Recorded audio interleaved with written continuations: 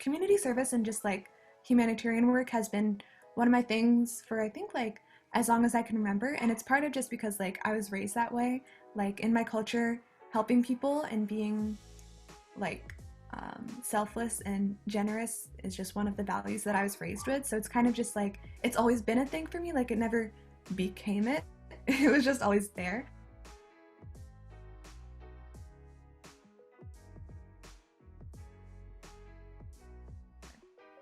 So Post-Corona Care is a charity organization that is dedicated to helping low-income coronavirus survivors after they're like experiencing some long-term symptoms. So we're dedicated to helping them with that.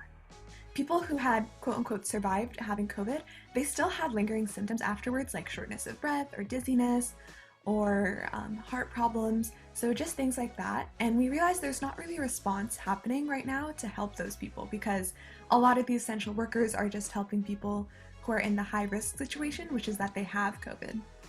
So there was that. And then we also found that there's an inequity in the medical system right now as to helping people from low income backgrounds. So I'm the operations manager of Post-Corona Care. So I do a little bit of everything, the outreach, technology, social media, but mainly I kind of set goals for the organization as a whole and kind of steer the entire team into the direction that we're going into. So I handle the technological aspects of our organization in that I take care of our website and I am the person who is in contact with the patients who reach out to us. I'm social media manager for Post-Corona Care, which means that basically any posts that are on our Facebook, Instagram, Twitter are made by me. And what I do is I basically help to just maintain our social media presence and try to help build credibility for our organization. And the second thing that I do is I help attract survivors to come to our program in case they need help. I am the healthcare coordinator, which means that I'm the one who's connecting the doctors and the patients. Specifically, when a doctor enters our community, normally I'm the one who's trying to find them through many different resources. Once we get them, I connect them with the type of patient, and we have to be very HIPAA compliant about everything. So meaning that we cannot share the patient's information, their name, gender, lots of like these smaller details that I may accidentally slip up on. So I remember one time I was telling a doctor over email, like this patient, she needed something. And automatically the doctor told me like, you cannot have the word she. These are HIPAA compliant things. So I have to slowly make sure that I'm making the connection between the two, both HIPAA compliant and as safe as possible while being as smooth as possible, because doctors have other things to do during their whole day, and to make it just be a part of our organization is not that much of a time commitment, but something that we want to make sure that it's easy as possible. So one of my biggest passions, which sounds cliche, but it's helping my community.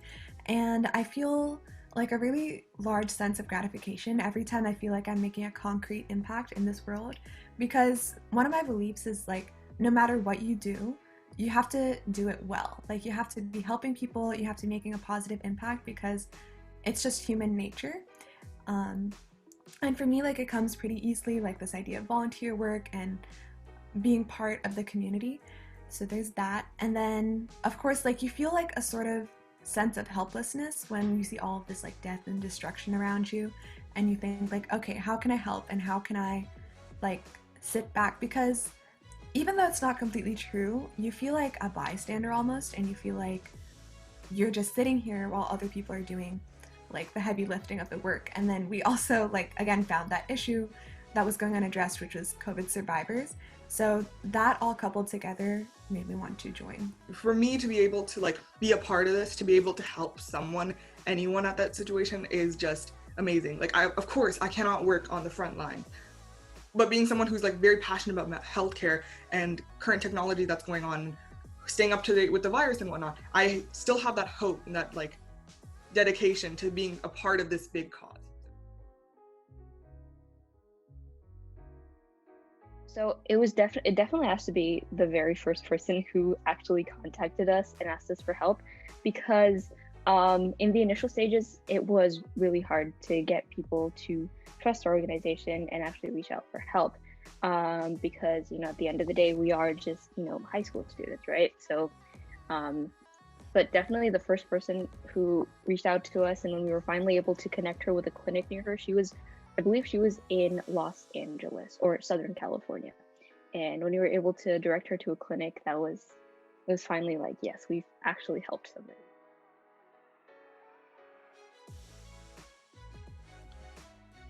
Well, two reasons. For the physiotherapy resources, that's primarily because a lot of symptoms like lung damage can be mitigated by doing some sort of breathing exercises, and certain exercises can help you with that. So that's why we've kind of steered towards having a physiotherapy resource page. And then the mental health resources is, of course, because a lot of survivors that I've spoken to have said that they feel like they've been left behind, and a lot of people don't really regard them as important in their symptoms because of the fact that there's a pandemic going on and there's active cases.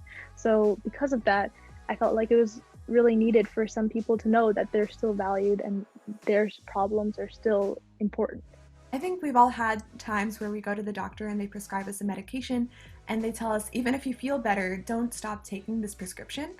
It's a similar thing. Even if you feel like you've recovered from COVID and you don't have any of, like, I guess, the heavier symptoms that happened during the virus, pretty much every single survivor has reported that they have certain afterwards lingering symptoms, whether that be like vertigo or forgetfulness, or like even minor things like you smell like a random burning smell everywhere. And it also has a lot of psychological impact on a person, and many survivors report suffering from depression or anxiety, or that it's triggered their previous mental health symptoms to come back.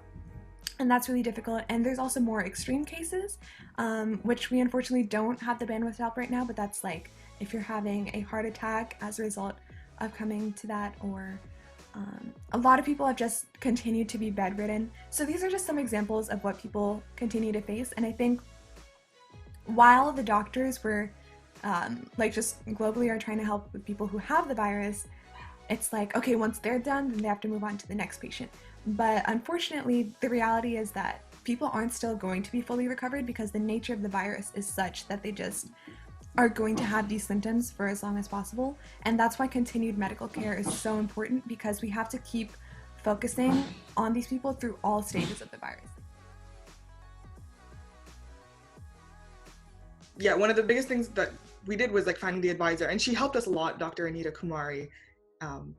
So that was one thing. And then another thing that we realized was we, as high schoolers, running some type of medical organization that kind of occasionally may seem like a scam, but to make ourselves more credible, we wanted to have like some type of organization backing us, or some type of like name or face behind us, so that we are more credible to the audience, more credible to these COVID-19 patients. Because of course, no one wants to be treated or having any like malpractice happening against them, which is definitely like understood.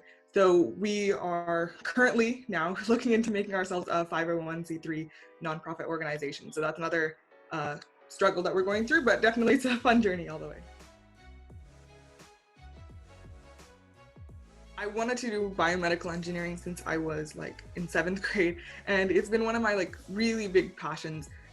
But I was not really able to get into something both in like really strong in the medical field.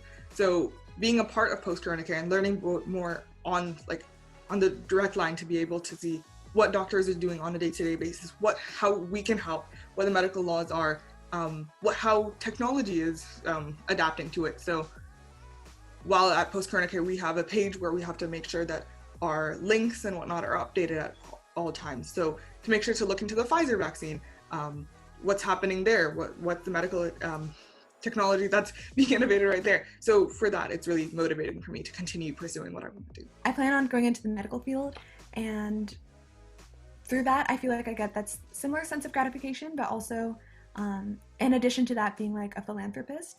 So definitely going to be a sustained effort in the future. Our biggest thing was we've helped so far 17 patients. We've referred them to different clinics or a couple to doctors, and I feel that those who are getting the help, we refer to them, and then if they take that help, hopefully the biggest thing for us is that they actually take that treatment and go forward with it, and they get better because of it.